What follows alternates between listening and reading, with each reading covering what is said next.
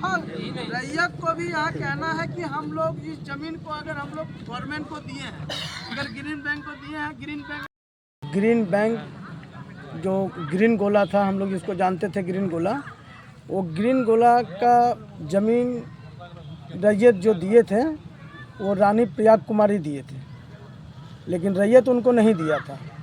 लेकिन इसमें देखें कि अवैध रूप से इसमें मकान बन रहा, किसी व्यक्ति का दुकान।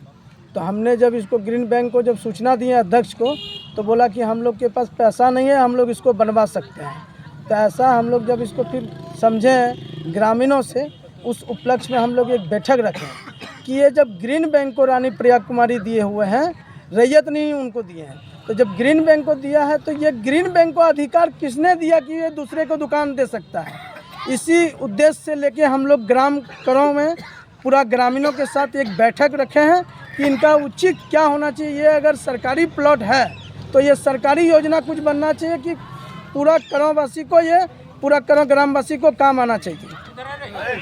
वासी को उद्देश्य है कि इसमें एक विवाह भवन बने, एक लाइब्रेरी बने, और अगर ये सभी करोंवासी को काम आएगा, क्योंकि ये गांव है और आज के डेट में ज़मीन कहीं नहीं बचा है। इसलिए विवाह भवन, जनेऊ, मुंडन, बहुत तरह का आयोजन होता है कि उसमें सारा सार्वजनिक को काम आवे।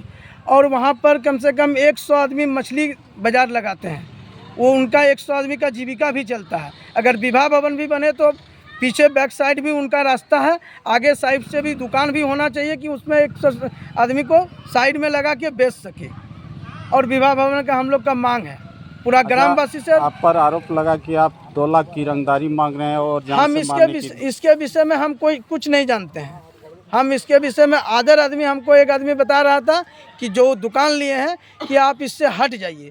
तो हम बोले देखिए ये हम हटने से नहीं होगा, ये पूरा ग्रामवासी का चीज़ है, गवर्नमेंट का चीज़ है, ये ग्रामवासी के लिए ही बनना चाहिए जो भी योजना है। तब उसने बोला कि हमने आधा दुकान भी बोलिएगा तो हम दिला देंगे। कहिए देखिए हमको दुकान लेने से कोई मतलब नहीं है, हम क्यों लेंगे सरकारी प्रॉपर्टी। जो आरोप लगा वो झूठा है। इसके विषय हम नहीं जानते कुछ नहीं। हम जब उनसे कभी चर्चा ही नहीं हुआ है, इस मैटर में कोई चर्चा ही नहीं हुआ है, तो आरोप तो एकदम बेबुनियाद है। हमने कोई इसके विषय में नहीं जानते। आप लोग क्या चाहते हैं? हम लोग चाहते हैं कि वो सरकारी ज़मीन अगर है तो गवर्नमेंट इस पर नज़र डाले, और उस जो अवैध भूमाफिया जो उसको कब्जा किया है, वो भूमाफिया को कब्जा से हटाया जाए और उसमें कुछ ऐसा चीज़ बनाया जाए वो समस्त ग्रामवासी को काम आए। अगर अतिक्रमण मुक्त नहीं हुआ तो आगे की रणनीति हम लोग झारखंड सरकार को लेटर दे रहे हैं। अगर उनसे भी नहीं अगर होगा तो हम लोग रोड जाम करेंगे, अनशन पर बैठेंगे।